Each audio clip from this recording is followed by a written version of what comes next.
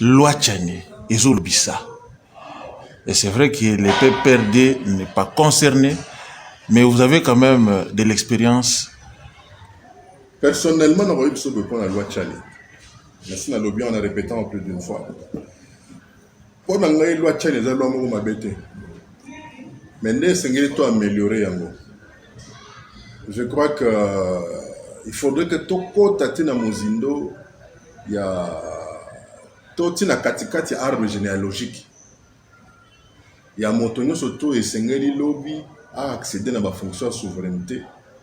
Tout na boko na o Sengami il y a la fonction il y a bokonzi. Il y a institution suprême il y a Moka. Ne pourrait être ou ne peut occuper une fonction de souveraineté, voire qui chef de l'État, que celui qui est congolais de pères et de mères et de grands-parents. C'est-à-dire, pour comme Mokonzi, par exemple, Yamboka et Sengeli, aux la congolais, na bo mama, na bo tata na yo. Et pas ya bo mama na yo, et Sengeli, kokono ya mwasi, kokono ya mobali, basa la ba congolais, et pas ya bo tata na yo, et Sengeli pe, kokono ya mwasi, pe ya mobali, basa la ba congolais. Donc, la loi Tchani doit être améliorée dans ce sens-là, pour que plus jamais nous ayons à avoir des gens à patriotisme hybride, c'est-à-dire ne pas occuper de fonctions suprêmes que celui qui est congolais de père et de mère et de grands-parents. Nous avons 9 voisins, Toyebite, Naba famille Mosusu, Naba arbre généalogique Mosusu, Okuta Zambien P, Atika Kimo Ali Kikuna, Okuta Angolais, Atika Kimo Ali Kikuna, Tanzanie, Atika Kili Kikuna, Rwandais, Ougandais, Congolais, Brazzaville. Est-ce que vous avez un ozi awa? Ils ont failli Mosusu, Koko ya mwasi bakundai na Congo Brazzaville, Koko ya mobali akundama na Congo Kisasa. Est-ce que vous avez Kinsuka péché roy? Ils ont kamboka balari. Tina 64 tango premier chombe premier ministre yeko bengana balari au bazaka na Kinsuka. Donc au balari batikela biso na Kinsuka to éviter. Au peut bakena na ngona ngambo na bango to éviter. Donc ne peut occuper des fonctions de souveraineté que celui qui est congolais, des parents et des grands-parents. Est-ce que le moment il y a qu'à débattre si cette loi est ou bien parce que loi ils ont touché directement à la Constitution? Et touché à la Constitution, vous savez,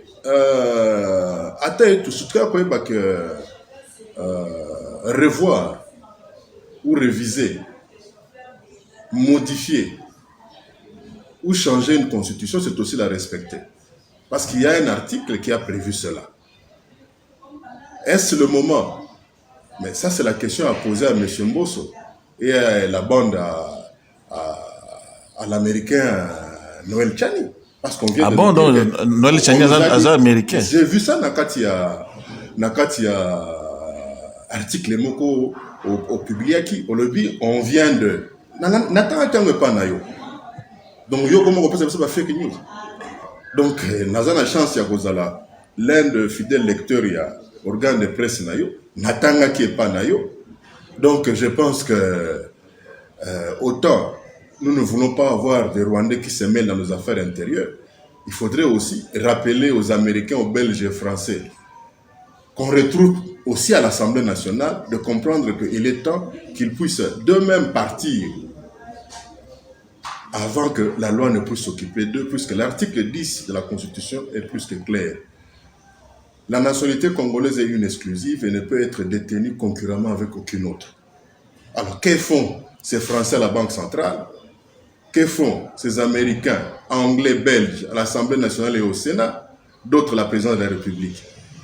Mais moi, je suis pour la loi Tchani améliorée.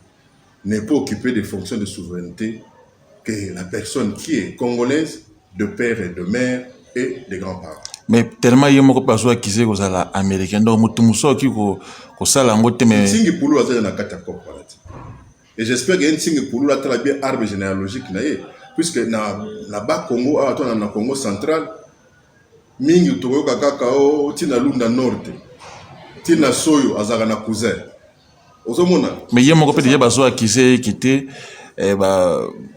azozana ba grand-parents na ye bazo risquer kozala ba angolais stingi pololo. Mais on te lobby te, il y en a lobby que ne peut occuper des fonctions de souveraineté ou se retrouver dans les fonctions de souveraineté que moto azali congolais de tata mama bakoko na ye epa ya botata bazalaka ba congolais koko ya mwasi na koko ya mobali ndenge moko na côté ya bo mama koko ya mwasi na mobali bazala ba congolais. Oui, mais peut-être pour nous ça point est-ce qu'il y a pas moyen ya koluka tamoko RPI aux Olympiques na kimia parce que le pays a beaucoup de problèmes pour le moment, ba élection guerre à l'est, loi wana ba luki peut-être le président Oyakoya après na ko banda boy batali parce que s'il y a des choses ça la makasi koyo et ko créer sous trouble sous parce qu'il faut tout fouiller ba o nyo surtout ba postuler wa d'abord faut tout y ba koko d'abord bazaka banane par exemple c'est très important pour l'histoire du pays. Pour l'histoire du pays.